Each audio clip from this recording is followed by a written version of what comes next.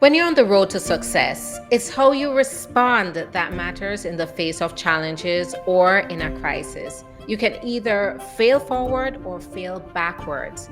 This is why I'm sharing the 5 ways to respond to crisis to stay on the path to success. Every success story has the moment that a person has to eventually hit a wall, or there's a crisis, or there's chaos.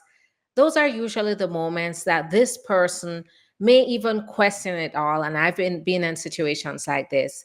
But in that moment, you have to be rooted in your purpose and respond accordingly. How you respond in the face of crisis will either anchor your destiny or delay it. And I'm here to help you choose the latter. Welcome to Rooted and Ascending, a podcast about rising through what was meant to break you and building a life that honors both your strength and legacy. I highlight the experiences of real people who go through challenges to succeed in life, whatever success looks like to you. I'm starting with my own journey. I'm your host, Sharifa Tharpe, entrepreneur, mother, and immigration lawyer. In today's episode, I'm sharing 5 ways to respond to crisis that will keep you on the path to success, no matter what life throws at you. So, one, after the initial urge to panic when you're facing crisis or you're facing challenges, use the vision of your goals to keep you motivated, to ground yourself in purpose. You're going to feel fear, yes.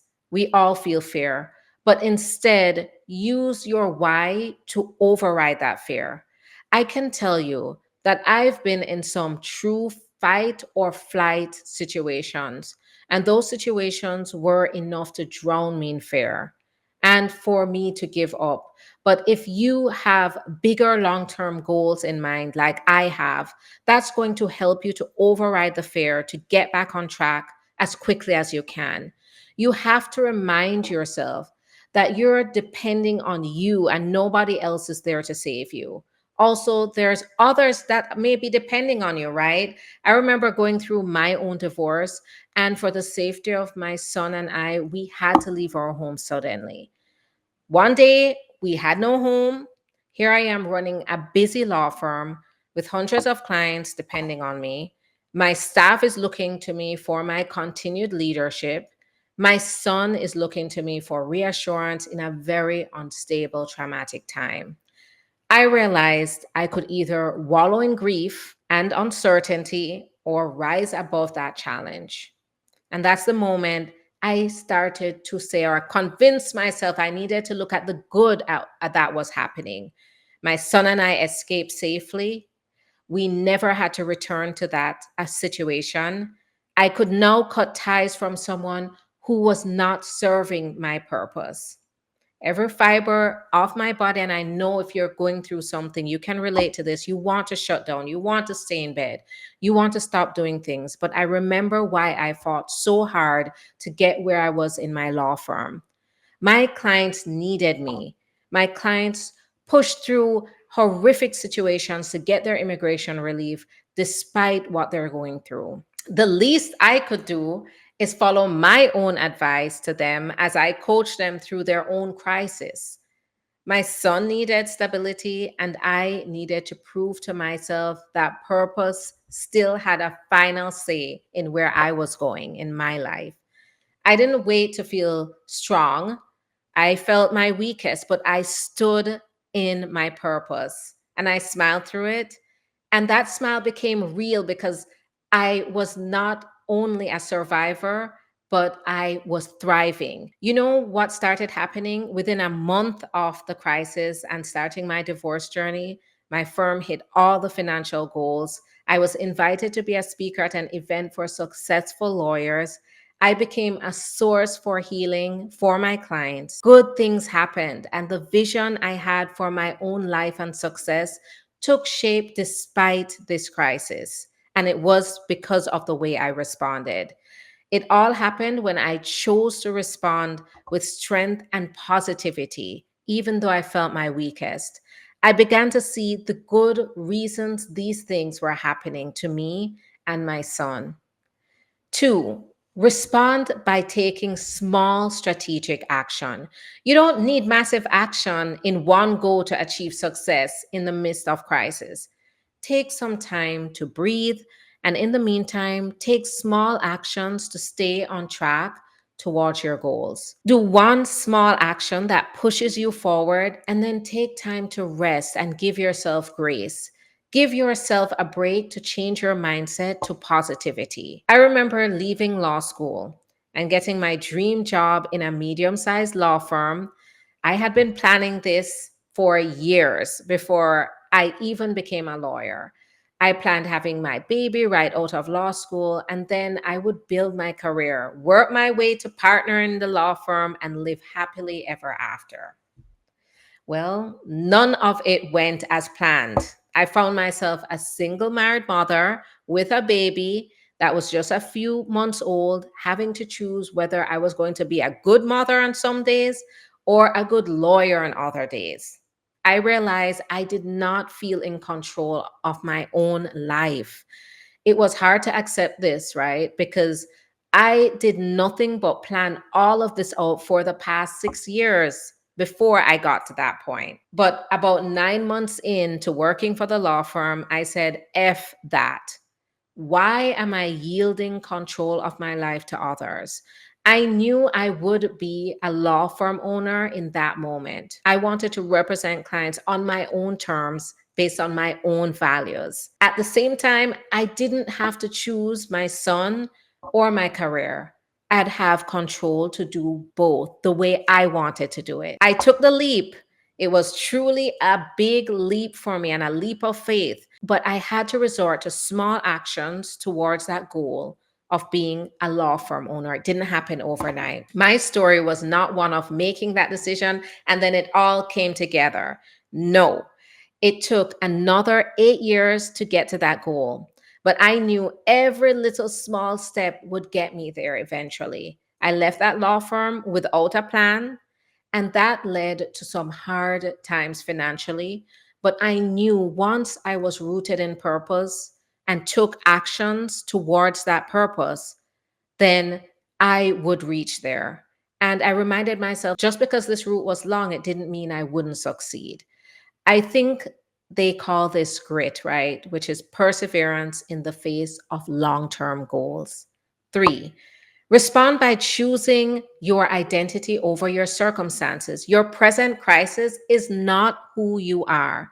I was a new mom breastfeeding a newborn just 7 days after graduation from law school, studying for the bar, being exhausted beyond imagination.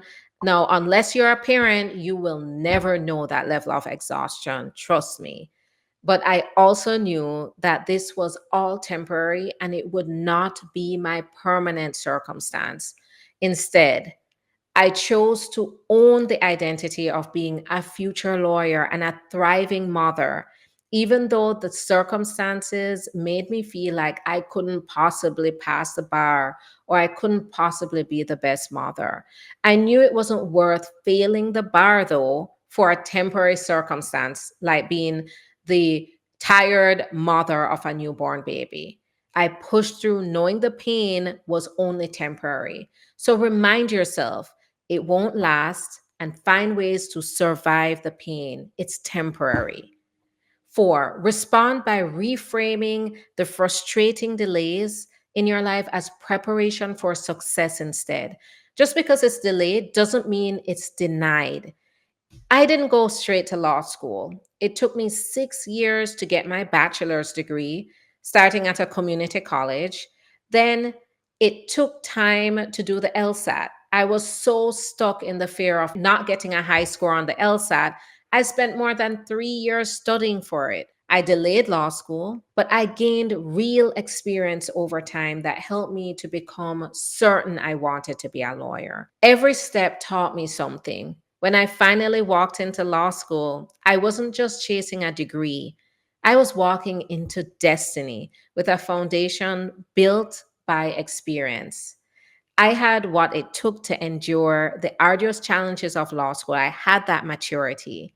So don't think because you didn't get there as fast as Joe or Sarah that you're not good enough. Delay can give you the edge to create a far superior success story. And five, respond by taking risk by faith. You can't wait to feel ready. You move and clarity follows. To this day, I find myself stuck with fear at times, but through experience, I learned to talk myself out of the fear and instead act on faith. I've taken every risk with no guarantee of success. And a lot of this happened after I became a mother and I knew I had to reach my goals.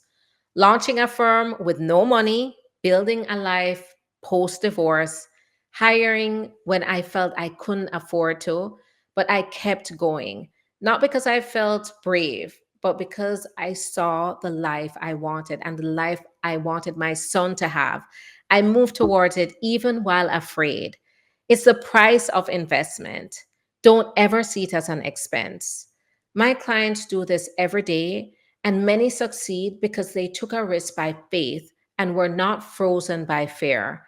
I'm inspired by my clients every day. And you want to know something? It was after I had my son and I knew I had to do this for him too that I really started to take big risks. The payoff has been invaluable. We'll always feel fear, but don't let it keep you stuck. Bravery is doing it in spite of fear. Respond with faith. In times of uncertainty, that voice usually says to me, Sharifa, walk through the fire and I'll protect you. I follow that voice and it has not failed me yet. The choices you make when life falls apart will define how you rise. And if no one's told you this today, you are allowed to doubt, you are allowed to cry, but you are not allowed to give up, not on your purpose, not on your power, and definitely not on your future. Thank you for joining me on Rooted and Ascending. If this episode spoke to you, share it with someone who's standing on their own crossroads. And remember, your roots give you resilience, but your rise, that's on you.